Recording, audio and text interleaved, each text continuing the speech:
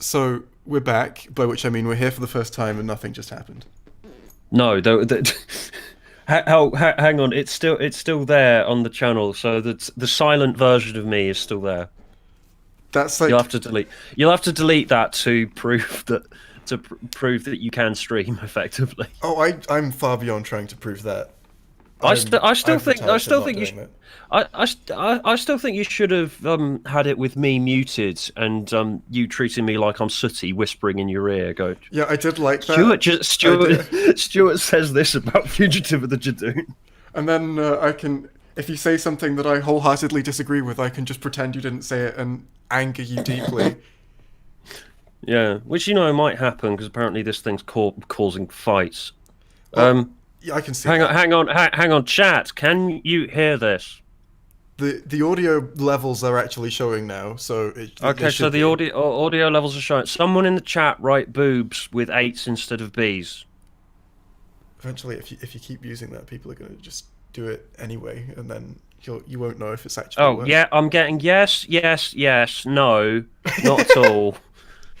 Can you hear me? No. Oh, people are doing my boost thing, so they can definitely hear me now. Excellent. Okay, I think all of those no's are just piss takes. So okay, let's talk about this. So yeah, Well, Doctor Who, it happened on Sunday. it did. It occurred. Some things happened. Oh my god, YouTube chat blocks Wait, the now word I can hear you. boobs. Okay. What's going on? Wait, Oh, now I can hear you okay, again. That's alright. good. We're That's streaming. Good. So yeah, stream. Doctor Who happened on Sunday. So one thing I've noticed when we do these talks is that we tend to agree quite a lot on the criticisms that we have of the episodes. But then when it comes to like talking about how it's actually made us feel about it, we tend to reach quite different conclusions. Yes, that's true. But in this case, both of us got ill after watching it. So That's the very way that true. the way that it's made us feel in this case is ill. It's made us feel ill. It's made us feel ill, which sounds harsh, but I don't feel that harsh towards this I episode. feel But very harshly towards this episode, but I suppose really, we'll get to that. Yeah, well, I was like, we're going to agree on probably what all the problems with it are, and I'm just going to be like, it made me really unhappy, and you're going to be like, I don't know. I can't feel hatred towards season 12 because it's actually got me invested again, which is weird because like season 11 kind of deflated me and just like I couldn't give a shit anymore. But with this one, because Fugitive of the Judoon did that, um, I haven't been able to think about anything else since Sunday, and I've missed that. you see, yeah, that I am invested in it. I'll give it that. I'm definitely invested in it now, but it's my See, look at investment the comes from more of a positive. place of my investment. You know when you're really rooting for like you're rooting for the heroes and for the villains to lose in something that you're really invested in. I'm rooting the villain in that is the idea of what they might write. So I'm invested in the idea of please don't write this. Please don't take this somewhere bad. Yes, because Please stick the yes, landing. Oh god. yes, because you've looked at the leaks, haven't you? So this is going to be interesting because I haven't looked at the leaks and I don't really want to. I was just the only reason I messaged you the other day asking about those leaks is I was wondering whether they're going to deal with the fallout of this in the finale or not. And I have no idea if it's going to be in the finale or if it's going to be in 5 years' time or if it's going to be, if it's already happened on a secret Doctor Who episode we've not seen yet. But Yeah, because it's kind of okay. Getting into Fugitive of the Judoon, so a character that we thought this character was a random incidental character throughout the rest of the most of the runtime. Then it gets revealed towards the end of the episode. Um, she's actually a really important character. She was we actually a can really we important can character do this whole time. spoilers. The big reveal, yeah. So what I just said could easily have just been "Let's kill Hitler." Yes. It does the exact same thing. Well, it's I think it did it better than Let's Kill Hitler though, because Let's oh Kill yeah. Hitler Well, a lot of things about did. well yeah, but with Let's Kill Hitler it introduces a premise, ditches it when it reveals that this incidental character was actually River Song the whole time, and then the episode kind of gets completely absorbed with that. Yeah. This one goes in a bit of a steadier pace. I, and it is a steady pace. it's To all me, it's still it's too sort of building fast. up. Yeah, it's sort of building up to it over the course of the episode. Although I can't. It's an odd one, this episode. It really is. It got me buzzing. It got me really buzzing again, and I like that. But Yes. at the same time, I do recognise that the structure is basically just we're spending all of the episode waiting for its big reveal. Now, I have been conditioned to. I've been conditioned in two ways. I've been conditioned, and I'm not gonna. We're not gonna do what the actual leaks are on this stream, but like obviously my perspective on the events of this episode are informed by information that I have about what might happen in the rest of the series. So like I'm gonna just mention them, but not mention what they are. I've been conditioned to never believe anything that comes out as a Doctor Who leak because they're always deliberate to mislead the audience. But I've also recently been conditioned to believe loads of leaks because so many of them have been true recently for like Game of Thrones and Star Wars and stuff. So I'm just a bit confused on these leaks. But if they are true, this makes me unhappy. But and that's why I feel in many ways I'm quite negative about this episode is because I feel that I know what the answers to some of the mysteries raised in it are going to be, and not super chuffed. Although it's still pull offable, I think maybe. Well, yeah, I mean, I suppose it's because I mean I care about the series still. Yes, like all of that. So I'm not even sure whether I want to watch series 12. Was all hyperbolic. Was all hyperbolic shit based on my deflation at the end of season 11. But I don't know. I'm kind of at the point where I don't care where they go with it. I just like the fact that I just like the fact that I'm invested in Doctor Who again. I I mean, I that's the can't thing. share that though. I don't. I Yeah, understand, but I don't share I that know. perspective. I'm a very odd fan, but that's the thing. The series timeline's already fucked. Oh It yeah, it has been already for a long time. it already reads like bad fan fiction. You've got the first Doctor, second Doctor, third Doctor, all the way through to the eighth Doctor. Then you've got a secret hidden Doctor called the War Doctor, who's actually the ninth Doctor. The ninth Doctor, who's actually the 10th Doctor. The 10th Doctor, and then the weird Meta Crisis Doctor, who's actually the 11th Doctor or something, who's actually the 12th Doctor or something like that. And then the 11th Doctor, who's the 13th Doctor now. And then there's this whole new regeneration cycle. So then the 12th Doctor is technically the new first Doctor or something. And it's just like, it's already this big, massive, long, dumb mess that reads like bad fan fiction. So See, to me, fuck it. Why? I'm just at the point of just like, why not at this point? while it is quite messy, I think it's still a lot tidier than it could be. There's still it's still quite easy to understand. You don't have, if you explain it as like, okay, they called them, he called himself the 11th Doctor, but there was another Doctor in the middle that he didn't talk about. It does feel like a retcon, but there are levels of retcon. It does take ages to explain though, My and hope, it used to be a lot simpler when we go Yeah. 1, 2, 3, 4, 5, 6, 7. my hope is that this is a parallel universe Doctor, to in some sense of the word, or some a different version of the Doctor rather than a hidden regeneration that we don't know about yet. Oh, see, my hope is that she actually turns out to be the 14th Doctor. I guess, but Yeah, that would be a really weird way of doing it. Like introduce her as like say that she's the 14th Doctor who's lost her memory.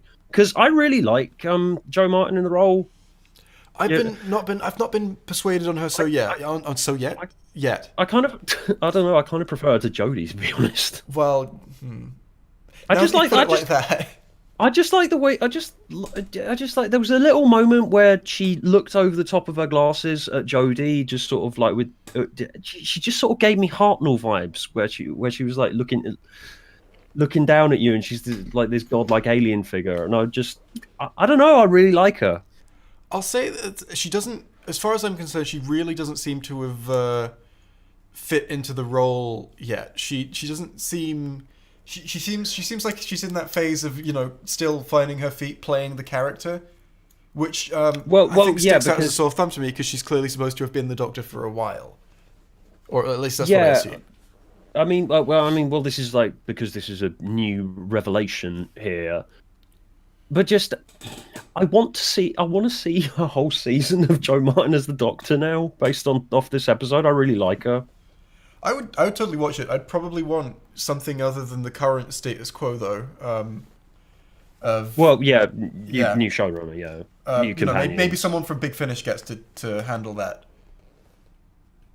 Yeah, something like that. But in terms of what this means, where we go from here, it's just like what the fuck, and it's like there's even more riding on this finale now. There's even more riding on whether they actually deliver on this tease that we've randomly introduced a new Doctor right out of the blue. Yes, there's so much Because that it's a big question. It needs a big answer. yeah, because do you remember the next Doctor Yes, with David Morrissey? Yeah, that was I was quite quite tragic. disappointed. Yeah, it was quite tragic, but I was quite disappointed that it didn't really mean anything in the wider canon. It was just an extra story. You see, And that, I that's the totally thing. understand that reaction, but I didn't feel the same way. Mm. And that's the thing, just introducing this right out of the blue, and then presumably next week they're just dropping us back into more stories. I would assume so. Yeah, I don't. That's not in Yeah, the leaks. The order that stuff happens in isn't hasn't leaked or anything, but that's my assumption based on the trailers. Although I thought this was yeah. going to be a Monster of the Week thing based on the trailers. Oh yeah, the surprise works. Yeah, it's there's a couple of surprises in this one. Oh yeah, with yeah, should we talk about Captain Jack coming back? He's Captain in Jack it. came back. Do you He's. remember him? And he had the nano genes. Do you remember the nano genes? Do you remember They as were in Doctor his Who? they were in his first episode, the nano genes. And there was the Judoon. Do you remember the Judoon? No, Do, I do, do, forgot. Well, I've do you tried remember my when there best were to forget. things in this show and that they're back again? So this is a perfect segue actually into the idea that I don't think there's a single original element of this show, and I'm not just talking about like there's no new creatures or no new characters. There's there's a new Doctor in it, but it's all been constructed from established things that have happened in Doctor Who before and have worked. The secret Doctor reveal is Family of Blood and Utopia, but being done for a different character. You The know chameleon arch, yeah. the whole Judoon plot is very similar to plots we've had before. It like Spyfall. It feels like it's a and It's you're right. stroking the fanboy brain. Chibnall is a very analytical writer, and I think he's looked at what's worked before in Doctor Who and just stitched it together into a what I'm going to call a far inferior product. Yeah, and that's the thing. That's why I'm saying that I'm quite cautious and that there's a lot riding on how this turns out. Because do you remember A Good Man Goes to War Yes, when it gets revealed that River Song is Amy's daughter? I remember a lot of people liked A Good Man Goes to War at the time, but A Good Man Goes to War, like this one, it's like this one's sort of a weird amalgamation of A Good Man Goes to War and Let's Kill Hitler, where it's composed entirely of nostalgia and setups for ooh, we might be going somewhere with this in the future. But that's the thing. In hindsight, looking back, lots of people don't like season 6 now because it didn't because the resolution of it was quite disappointing. So lots of people have been talking about Fugitive to the Judoon in a very positive sense recently, but I'm wondering if that's going to last I my guess depending is on no. where they go with this. See, now I think the reveals themselves are quite strong. The reveal of Jack was great, and I really wish I didn't have it spoiled for me because I have no idea how it would have felt if I saw that live, just as it happened. Um, Oh, it the fucking came up on the Twitter moment. it I was was, I was about, I was sitting down about to watch the episode, and in my Twitter feed there was a thing like Doctor Who tonight. Here's what people are saying about it, and like the first tweet was about Captain Jack, and I was just like, oh, thanks. see the Doctor Who Twitter keeps doing that. They released spoilers for their episodes very quickly. My like policy on it is if the official Twitter has spoiled it, I can tweet about it as well. But it's like they're quite quick on it. Yeah, I mean they didn't spoil the new Doctor thing, which as I said, the structure of the episode is basically you're sat around waiting for the big reveal.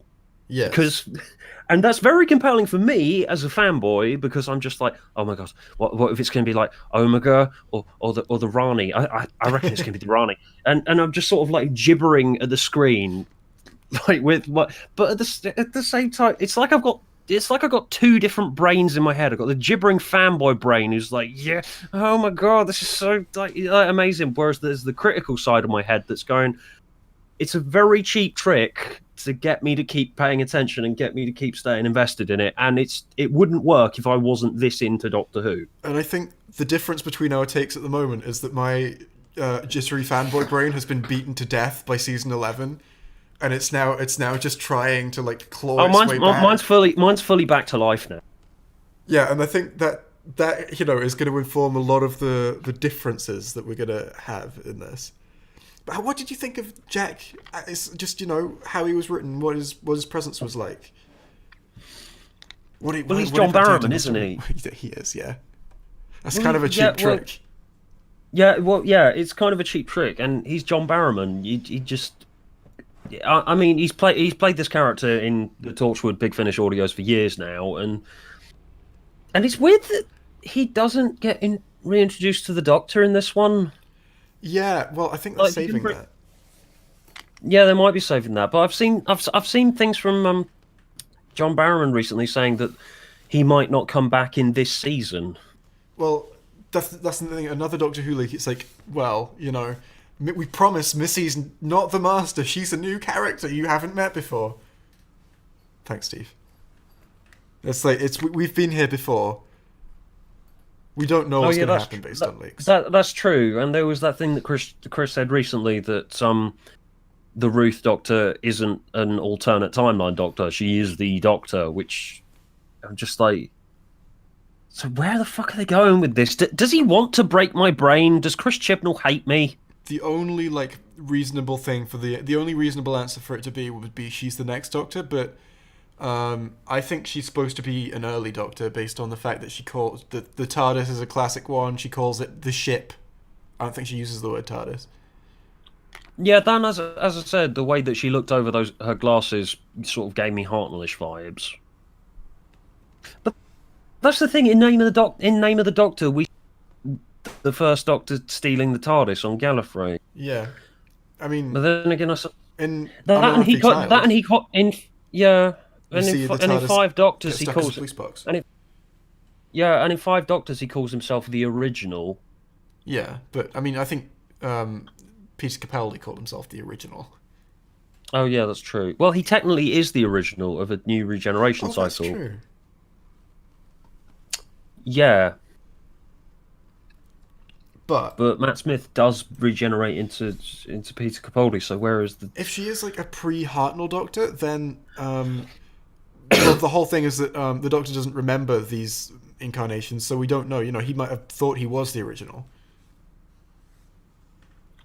Yeah, that's true. We've also seen the Doctor as a child. He was a white boy. Oh yeah, and listen, yes. See, there's all these like bits of canon connecting back to where it's like, I remember this bit, I remember that bit, I remember that bit. But are members of the wider audience just sort of watching this, just like scratching their heads? I think so. Well, as I said, I've got half my stupid gibbery fanboy brain just like glaring at the screen, just like, oh my god, what the fuck is happening? And the other half of my critical thinking brain is just like, what does this mean for the show as a whole? How are the wider audience taking this? Is this really providing the series with much in the way of longevity? If it's gonna, because as I said, it's like a good man goes to war and let's kill Hitler again. It's appealing to people like me because it means that I can spend all day thinking about it and gibbering about it. But is it really going to do much for the show in the long run? Well, that's the thing. I don't think that this episode has really any merits other than Jack, other than being surprising. It's really good at being surprising. Yeah. It subverts your expectations, as some might say. That is its main trick. I mean, I like the Judoon in this. They look really nice. The I effects team did a agree. really good They job look there. great, actually. I think I Yeah, have that in my notes. The Jadoon look really good. Um, yeah, and like their mouths are actually like proper lip synced and everything, and it doesn't look like just cheap CGI. It looks like they're actually there, oh, they and are. I They're animatronics.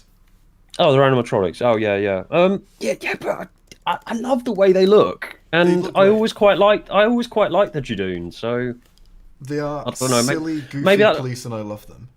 yeah, yeah. So I guess that's another aspect. I guess that's another dimension of the stroking the fanboy brain. So if we go to like the episode as the beginning, when you think it's going to be this whole like this whole just fairly generic. Oh, the Judoon are looking for a fugitive. I wonder who it's going to be, and I wonder if they're going to be turn out to be some innocent that the Doctor needs to save from the Judoon, or actually worse than the Judoon, and the Doctor needs to stop them. There's loads of possibilities there, and it felt like that's where we were going from the beginning. That's oh yeah, and another thing I thought was weird was the kind of disjointed way the episode opens with the companions.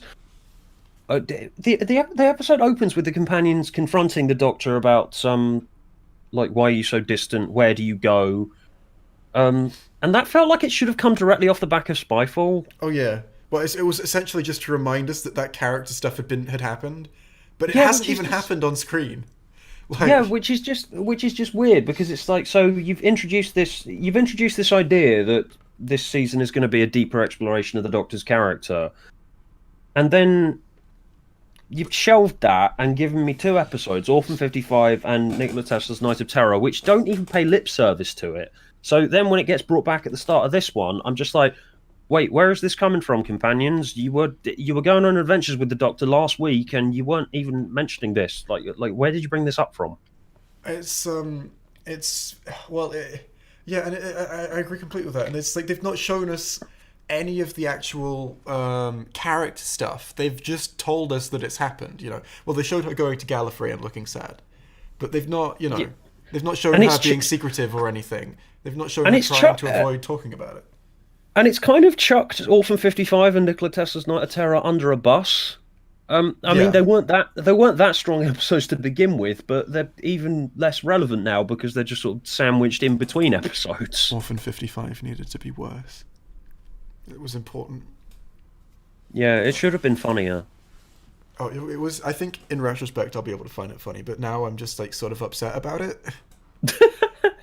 It's like the It TV was movie. funny. If the TV movie was the most recent thing that had come out for Doctor Who, I'd be going, "Oh God, oh no, why would you make the Doctor half human? Why would you do that to the Master? Please stop, no." Now I can just look back at it and go, "Did the Master just come on those people?" See, maybe in hindsight, this is why I keep saying to people that maybe in hindsight we're going to look back at the Chris Chibnall era and go, do you know what? Maybe it wasn't that bad. Maybe in like 20 years' time when someone else is ruining it, Yeah. like even worse. The thing. Okay, so. Oh, I completely Omega forgot is where the I was going. Doctor's mother, or something Yes. like. I Well, don't know. that could actually happen. Like, I could see them doing that. There's nothing, Rassilon and the Doctor have a baby. and it's a crouton. It's a croton. Yeah. A crouton. No, a croton. They're called the crotons. It's a crouton. Know your history, Jay. But we've got at the beginning. We've got Oh, all someone of in the these- chat just said Benny is the key to time. Benny is the key to time. I love it. That's the perfect reveal. Are you Yeah, Chris so Chibnall? whoever's ruining the show in 10, 15 years' time, make Benny from Orphan 55 the key to time. I want to see it. I dare you. I lay down the gauntlet, whoever the showrunner is, who's going to be the nemesis of the fandom in And the- 15 years. The Doctor has to make a difficult moral choice between using the key to time to save the universe or letting Benny continue to live.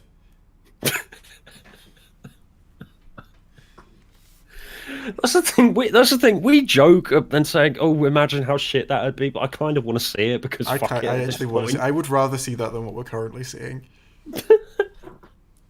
Um, okay, so this episode we open with like a load of really weird and quite flat characters that are like they seem like they're from they seem like they're from a parody of an Edgar Wright movie. Like They, the barista baker guy. um, it reminded me of Born and Bred. Well, I've not seen that, but I know you I haven't. I know understand you that's haven't not a seen that. compliment. Yeah, I've tried. Yeah, I tried. What I tried watching Trivia Time. I tried watching Chris Chibnall's first series, a drama series called Born and Bred, which is set in the 1950s in a small village, and it's basically just scenes like that of like little weird stilted interactions between ordinary people in a domestic setting. See, I've watched that video. I watched it quite recently actually, and when you started describing the premise as being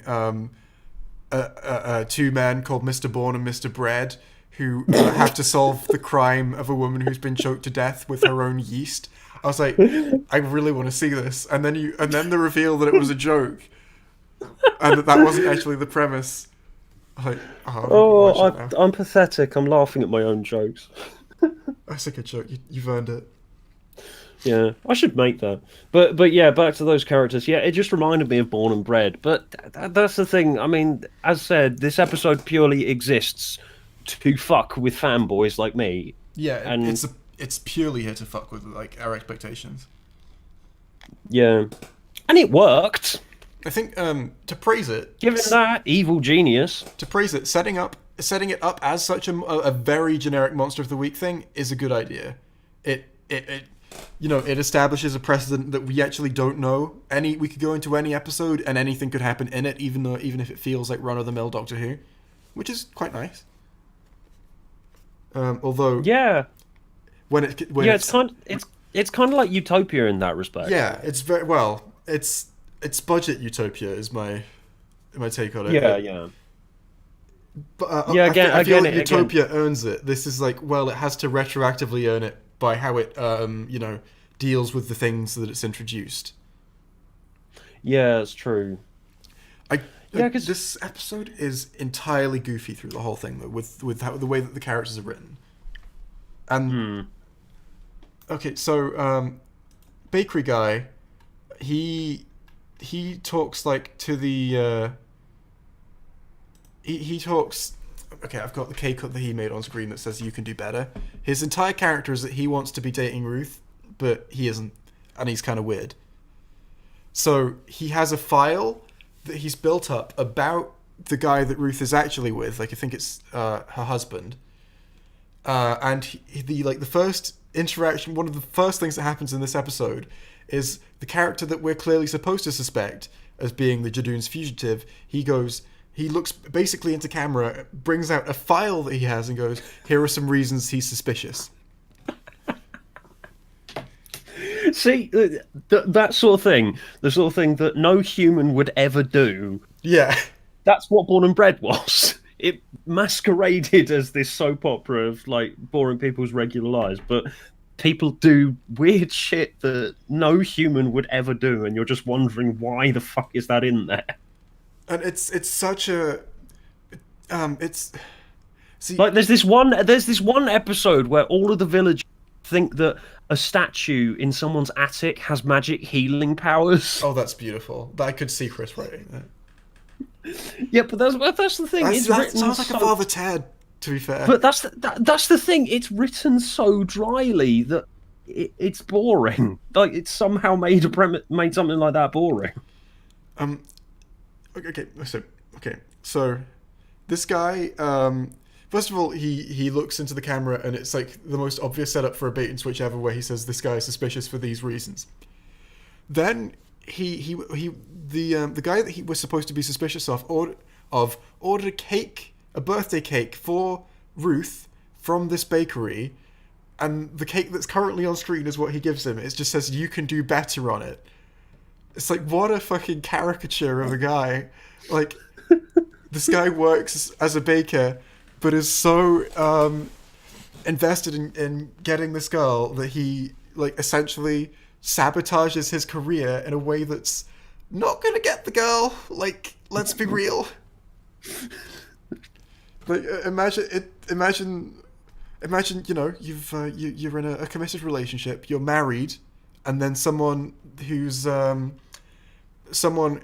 wants to be in a relationship with you but isn't delivers you a cake that says person you're with pretty shit, huh? It's a power It move, may, if anything. yeah. I mean that's the thing. It doesn't really matter. No, that's true. None of the surrounding elements of this story really matter Yeah, because and they are just sort of there. it's just sort of it's got a certain degree of artificiality to it. So I mean, I guess thematically that kind of works because Ruth is leading an entirely artificial life.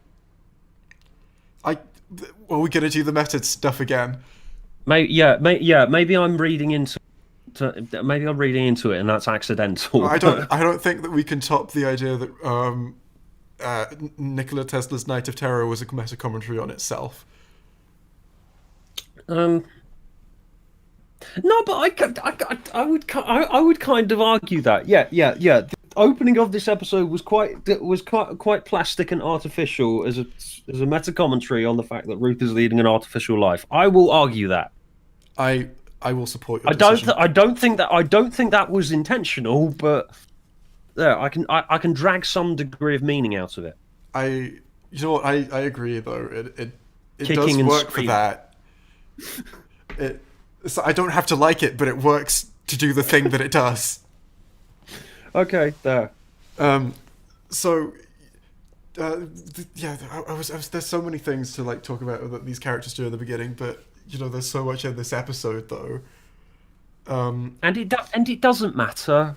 As I said, nothing in this episode leading up to that moment matters. You're literally just sat at the screen gibbering and thinking, is it the Rani? Is it Omega? What are they going to do in the finale? Are we going to have a follow up to this next week? What's this?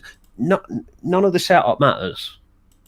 Yeah, my problem with it though is that first of all, like the how goofy the setup actually is, just kind of absolutely takes me out of it. It's like, oh, this is not good dialogue. This is this is not great. And then It's misdirection. but it carries on after the reveals, like after it should matter, where you've got the scene I'm going to bring up is a scene that made me laugh for not the right reasons.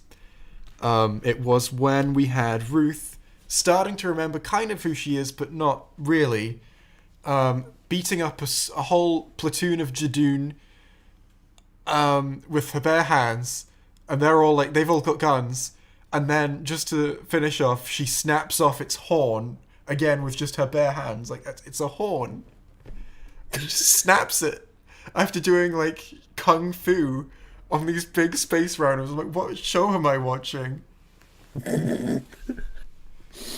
See, that's the thing, because it was so distracting in its teasing and going, who could this character possibly be? I didn't even notice shit like that.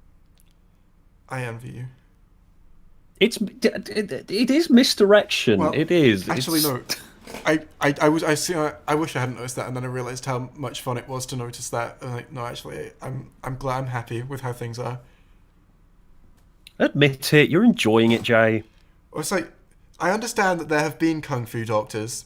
I've seen Jean Pertwee in the role, but it's still so. It feels so off to me that the doctor he's starts so to remember dreamy. who they are, and then as a result of remembering who they are, like the first thing they remember about themselves is how to do kung fu and how to insult a Judoon beyond belief, which apparently tearing off their horn is like some huge sign of disrespect to them, and I can understand that. I wouldn't be chuffed if someone, like ripped off my nose.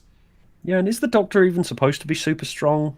No, right? That's never been a thing. But then again, maybe this Doctor is. If I she's guess. an alternate universe Doctor or something, which apparently she's not. Now, the way it all turned out was all right, but well, I say all right. There's so many questions, so many things that could go wrong. But all right, better, compared to how I was predisposed to feel about this new Doctor, because we had we had the moments of, the first thing she remembers is how to be violent and, beat people up. And then as soon as she remembers who she is, the first thing she does is get changed, which is kind of weird to me. Like, that just kind of pulled me out for a second. It's like, okay, she gets her memories back.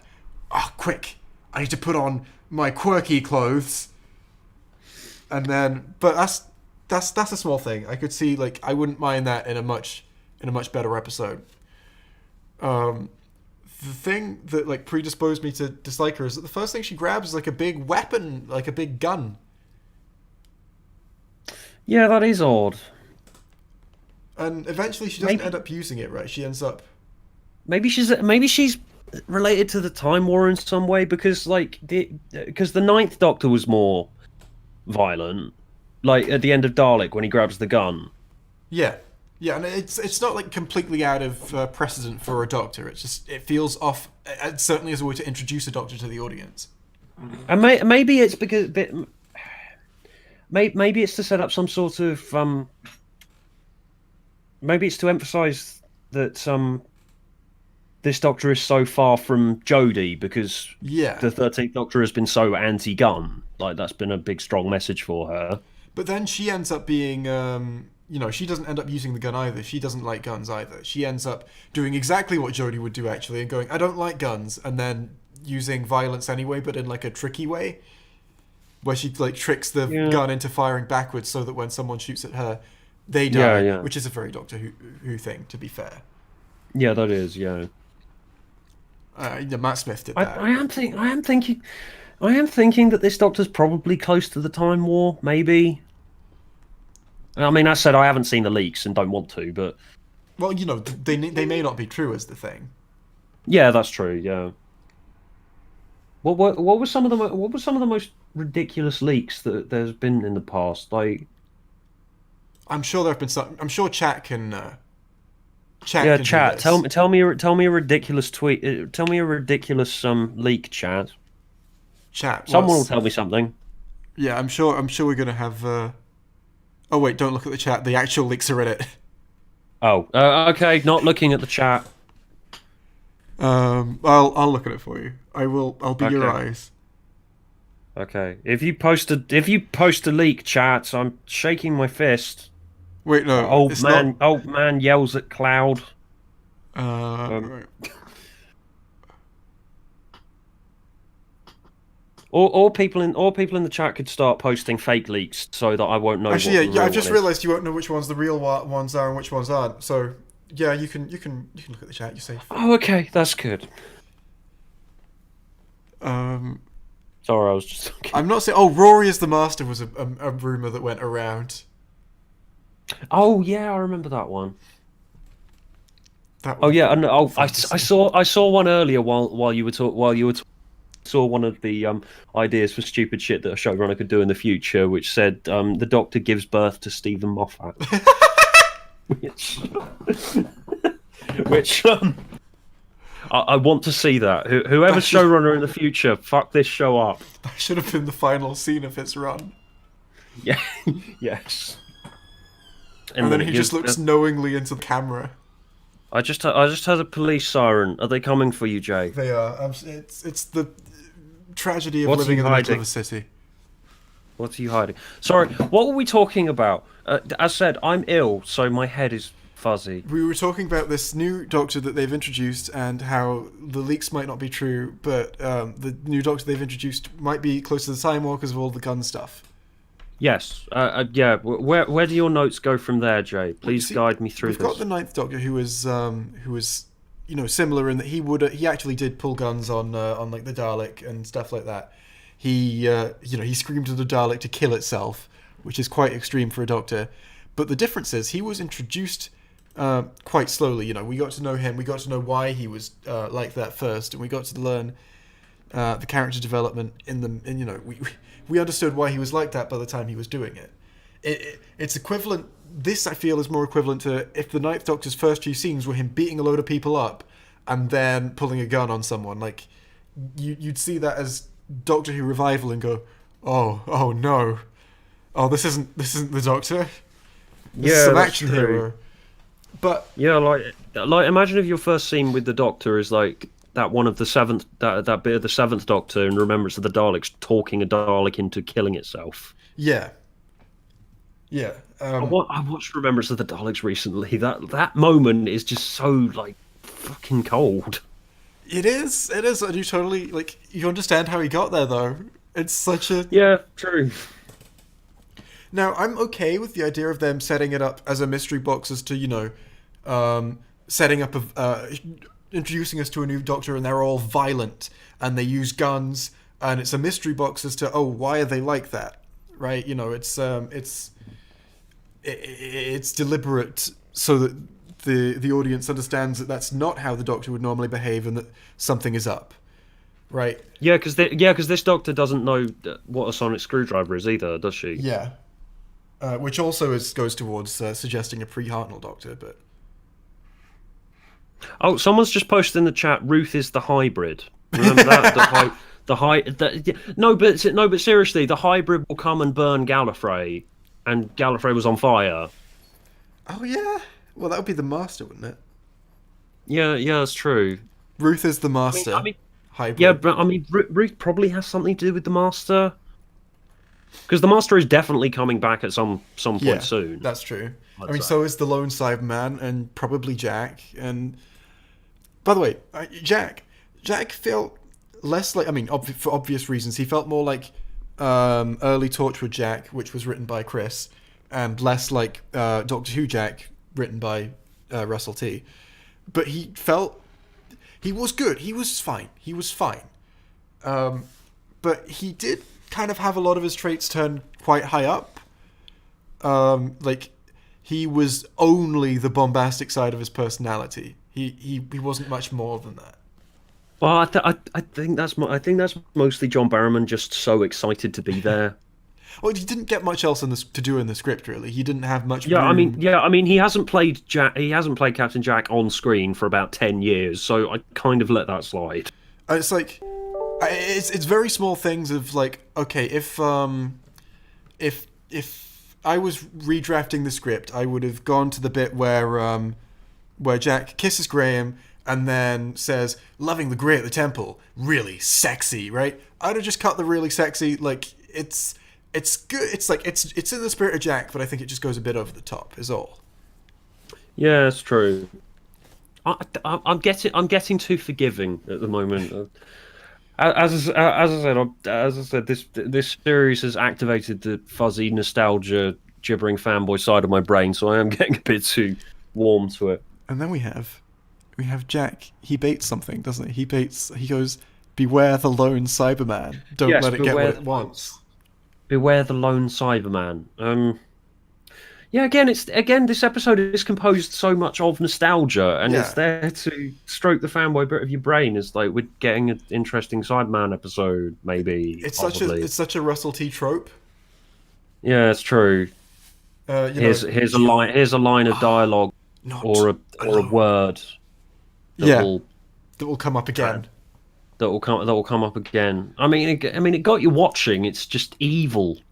Oh yeah, but the thing is, it's like at points where it's like Bad Wolf, it's like, okay, it's very clearly mystery box bait, but it makes sense within the context of the story at this point. But at this one, I was like, Jack, just tell them like what actually it is and what they need to do and where it is, maybe if you know that. And you said, because this is a character. This is a character who knows something. You said, don't let them get what it wants. Tell them what it wants so they can do that. You know, clearly he knows what it wants because he's telling them that that's bad. He's totally not just had a conversation with this Cyberman and it's gone, Jack, I want something really sinister. Unless Jack's working for whoever. Oh yeah, if Jack has this some new Doctor's working for and who the Judoon are working for. I don't trust the show enough to this show anymore. I don't trust it enough to like give them the benefit of the doubt. Get them damn kids off my lawn. But if they do something like that, then yeah, someone's posting in the chat, Bill Potts. I am Bill Potts. Is that where they're going with it? Is Pearl Mackie in chat? Pearl, do you want to come on stream? No. The chat's just going. Bill Potts. Is that the Cyberman that they're referring to? Maybe she's the lone Cyberman. I mean, I doubt that, but I doubt that as well. But Yeah, maybe. I mean, that's the Anything thing is because possible at this point. that's the thing because this episode is composed of recycled elements from past Doctor Who episodes to get the fanboys gibbering again. Fucking anything could come back at this point. The the The the lone Cyberman Vervoids. is the master. He got converted into a Cyberman, then destroyed the rest of the Cyber Empire, and he destroyed Gallifrey. That's what the lone Cyberman wants. It wants to destroy Gallifrey. Little does Jack know that that's already happened in the timeline of our heroes. He's the hybrid. He destroys Gallifrey because he's so mad, and that's the story. Calling it now. It's not That's going to be what that, but it all fits. and it's yeah, and it all six.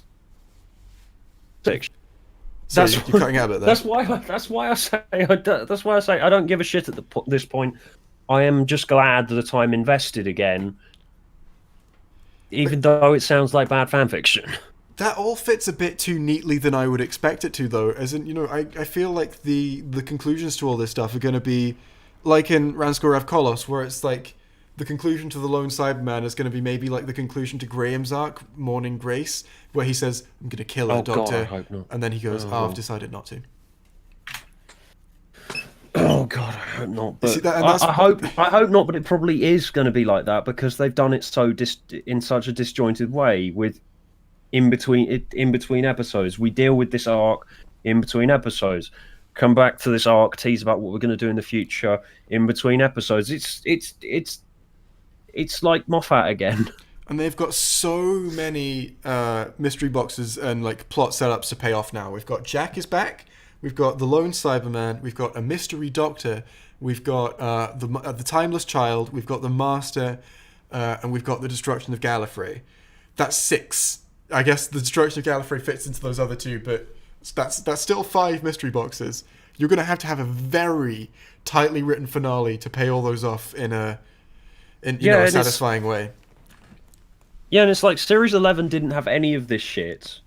And Yeah. it didn't have anything that interested me. Now this series has got too much stuff that interests me to the point where I can't think about anything else.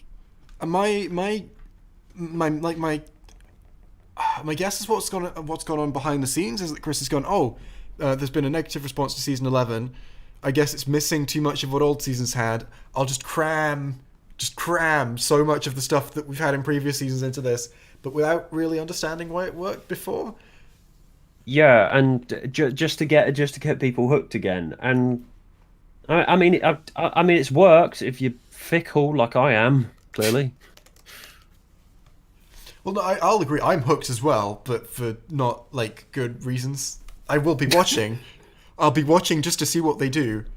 Yeah, I mean, I suppose maybe that's why I'm warmer to this and grateful for these things, because even though it's doing things that I complained at Moffat for doing all the time, and yet I'm feeling warmer towards it because I haven't seen a season of Doctor Who like this in a while. Or it's just because season because 11 of- kept it from you, Yes. right? Yeah, it's because of season 11. Season 11 didn't happen, and Doctor Who was away for like 2 years, and suddenly it's fresh again.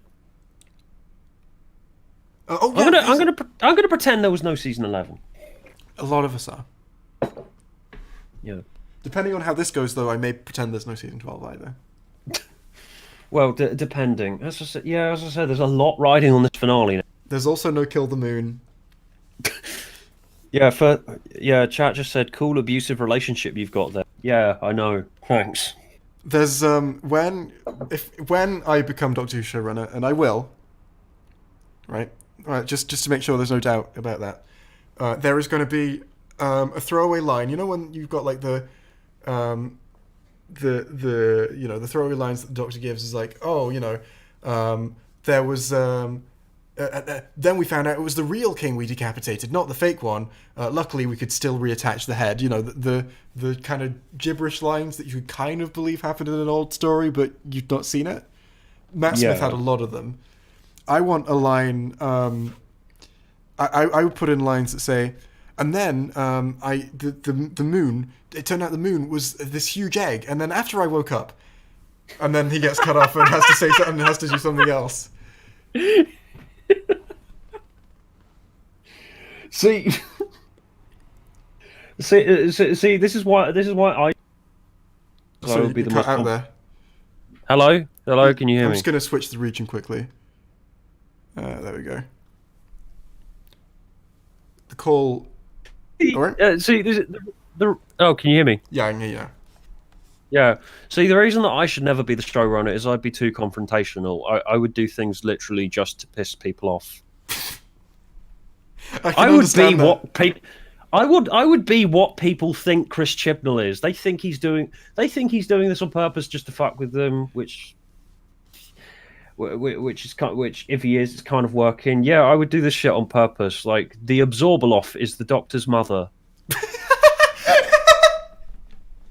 I'd do an entire episode where we see the Doctor as a baby and the Absorbaloff cradling the Doctor in his arms. Well, I'm just like imagining like for the whole season, it's been set up as a mystery box where you've got these shot like the Doctor will close their eyes and see visions, and it's just a shot of someone you can't quite see cradling a baby in their arms, and then the final episode of the season, right? The last scene of the finale is afterwards that you go back to that shot and it slowly pans up to the face of the Absorbaloff, who looks into the camera and goes shh, and then winks. See, this is why I'm never going to be given money for anything. Oh, I would watch that. It's like at the end of Rise of Skywalker, you know, when Rey and Kylo have that kiss at the end. I was just immediately I just immediately thought, okay, imagine if in this kiss, they're kissing. Imagine if they just started fucking and it like went completely, totally over the top pornographic, and then credits. And I just to make me forget the rest of the film. That would have been an improvement. Someone in the chat, Stu, why are you like this? I don't know. I'm ill. Then Kylo fades away halfway through and Rey is sad. Yes. Pornographic version of Rise of Skywalker released to cinemas as a prank. That's what I'd do if I was in charge of the franchise. Yes. Then we've got all of this stuff about more Time Lords now. We've got Time Lords that are essentially pre-Time War. Yeah. Which apparently can just happen. Yeah, pre-Time War Time Lords. That's strange. It's like because Gallifrey just sort of came back. Now it's weird in because Hellbent, didn't it? There has never been an explanation for why that can't happen. You know, there's never been a solid reason. It's like, well, they're time travelers. Surely they would just turn up. You know, surely if the Doctor wants to go and see some more Time Lords, he's not really the last one because they're going to be popping up all over time occasionally, and he can just go there, right, if he wants to see one. But it was always just implied that couldn't happen. Like when he meets the Master, he doesn't go, oh, I guess it's a pre-Time War Time Lord. He goes, oh my God, someone survived. Who is it? Yeah, because it was supposed to be time locked, wasn't it? Yeah. But that doesn't mean that you can't get pre-Time War Time Lords. Which I thought was a cool invention. Like that's why he's the last of the Time Lords, because the Time Lord is time locked, so you can't go back to it. Yeah, but you could surely go back to before it. Yeah, I mean, but it's I don't know. I don't know. I don't know. The whole rules are very flimsy. That's why I just said, as I said, fuck it's very at this flimsy. point. But it's like it's been quite clearly, it's been quite heavily implied that can't happen. So seeing it happen is, I'm like, you're on thin ice, but I can't get mad. Oh yeah, but the 50th undid the time lock. Oh yeah, that's true as well. Oh yeah, that's very. I'm happy now. Okay, I'm fine. I don't know. As I said, I remember most of this shit, but it gets muddled in my head because it is so long, confusing, and strange. It is. I think as I said, basics like season 11. Well, that's the thing. Season 11 tried to return it to basics, but it was so dry and empty that just didn't feel like anything. Imagine if the whole, the revenge plot with Graham and the Stenza dude was compelling and, thought out and really worked well. You could have got a really great season of television out of taking it back to basics, which is, I think, what needs to be done. I think too. I think I laid this out in my video on It Takes You Away, where it's like you'd have one season where it's like the Doctor takes Ryan and Yaz on adventures, and they come back to see Graham and Grace, occasionally, and then at the end of the season, Grace dies, so Yeah, that you've actually spent time with her and you've actually got invested in her and Graham's relationship, and then you do the next season with Graham's mourning arc, which ends with It Takes You Away about him accepting her death. yeah, I could. Yeah, They got me that would more work invested. much better, I think. You see, I think the perfect at the moment in the state that Doctor Who is in, or the state that Doctor Who was in when Chris got a hold of it, the perfect reveal for a finale, the perfect like big reveal moment would have been something that wouldn't have meant anything to fans 1 or 2 years ago because it's something new that's been built up. You know, a huge reveal that's new, that's something new that you wouldn't expect, but is only significant because of new things that have happened this season. Yeah. Whereas this is mostly significant because of stuff that's happened way before. Oh yeah, this would all. I mean, this would have been significant in Hartnell's era. Yeah, I mean, is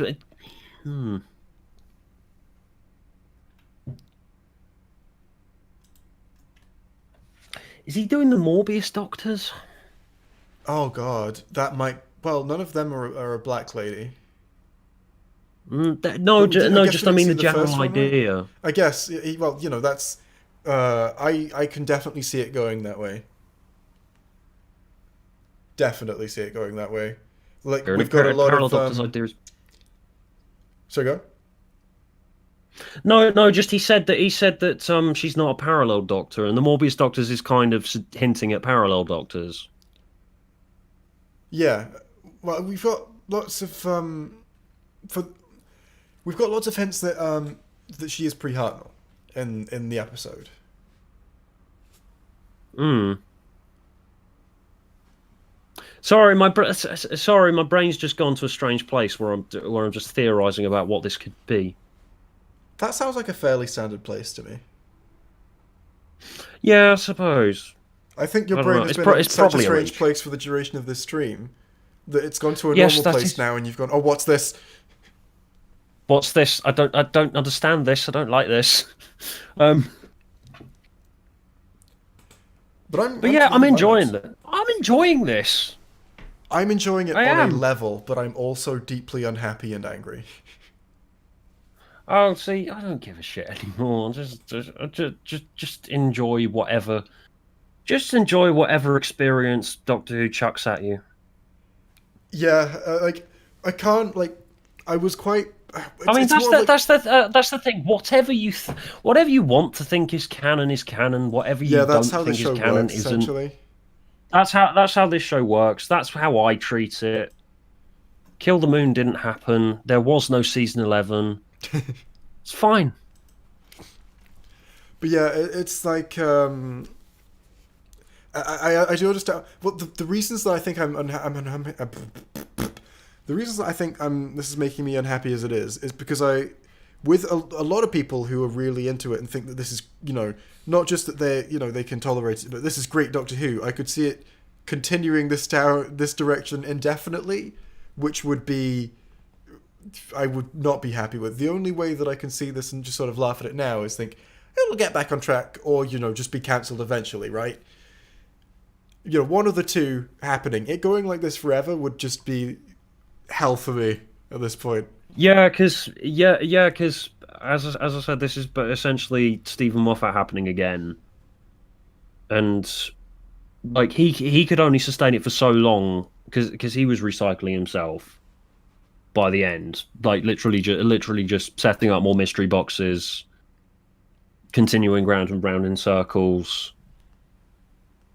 Yeah. Yeah, I mean, I don't see how much longer this can go on for, unless he's going to drag the Ruth Doctor out for years, which he might do. Yeah, he might. This could be another River song. Well, so the Lone Cyberman is the season finale for season 12, and then the Ruth Doctor is set up for the future, Yeah, it's possible. As I said, this could be River song which is a again. really silly way And to structure stuff. But yeah, because it just means that you're just going to get frustrated waiting around for the reveal. Well, remember when when we had the episode 2 of season 11, which obviously you don't remember because it's season 11 and that's been stricken from your mind. But pretend for a moment we do remember it. Where they spend the whole episode on this desolate planet that's been devastated by weapons tests done by the Stenza, and the whole episode is dedicated to talking about the Stenza. You have very clear scenes like, oh, the Stenza genocided my people. They genocided my people as well. We have, essentially entire scenes dedicated to setting something up that the Stenza have and how bad all the Stenza are, and these armies of Stenza and robots and deadly water and stuff. And then it just doesn't come up again. None of it does. We meet one Stenza in the finale who may as well have just been a dude from Croydon. Which again, Battle of Ranskorav Kolos is easily... Battle of Ranskorav Kolos is 1,000 times worse than Orphan 55. I'm inclined to agree with that. It was they're very bad at different things. It was such a disappointment. You could have done so much more with it. Like he was starting to build his world with this with the Stenza. The Stenza weren't exactly that interesting to begin with, but he was starting to build his world, and then just nothing. Yeah, it's essentially he was building something up that was quite generic and forgettable, and then he didn't even follow through on that.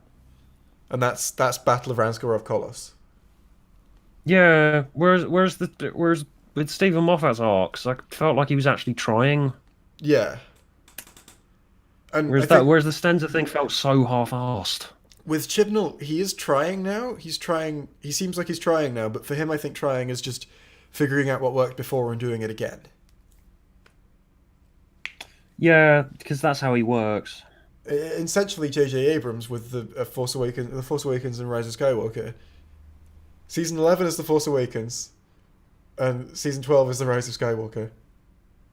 There's a lot of parallels. I'd say season 12 is more Force Awakens. Season 11 doesn't exist. Okay, yeah, I'll settle for that. Because Force Awakens is entirely composed of recycled elements as well, but it's done in a big bombastic way that gets people like me to warm to it again after years of bitterness towards the franchise. So I'm expecting his Rise of Scott. So yeah, I'm expecting it. I'm expecting this to not end well. I would be very surprised if I get to the end of the season and go, that was satisfying. Yeah, same. I mean, I'm expecting to get to the end of the season and it to just continue baiting towards season 13, and then then I'll be waiting around, until season 13. By which time I'll have forgotten everything that's happened and be like bitter again and crossing my arms and going, "No, Doctor Who's shit still." And then I'll watch it again, and suddenly I'll be warm to it again because, as has been noted, I am in an abusive relationship with a television show. I am as well. See, I feel like, well, no, I'm in a morbid curiosity relationship with a TV show, I think. Yeah. It's something. It's an experience. I've got to the end of my notes. Do you have anything else to add? Do I have anything else to add? Because I have actually written the script for the He Who Moans. I haven't finished it yet. I haven't finished the video yet. I've just written the script. Are you going to do the episodes out of order? Yeah. Heresy. No, because I rush finished my Nikola Tesla video, which I'm about to put on my channel, because I'm going away on Saturday, and I want to try and get my Fugitive the Judoon video finished and online for them, because I just want this fucking thing out of me. I definitely I've rushed.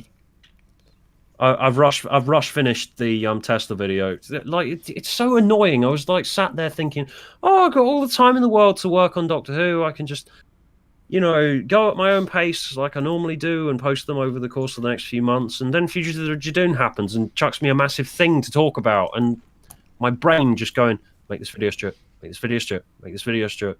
So yeah, come to my channel after this stream, and I will have released my He Who Moans on Nikola Tesla. I agree with and condone that. Yeah. Subscribe to my channel, link in the people description. watching this. Uh, Do it. We've got, but yes, we got 2 lovely super chats from 2 lovely people. We've got, I'm surprised no one made a reference to Judoon milk. Wow, that hasn't happened. But we've got, what is Creamy Sheev? What is Creamy Sheev? Hang on. What is Creamy Sheev is behind all this? All right. What if Creamy Sheev is behind all this? I Well, think the that's dark, Paul's well, the question. dark side leads to the dark side leads to Many powers that abilities. some many abilities that some consider to be unnatural. I forget the quote. That you just nailed it there. Yeah, and I'm ill.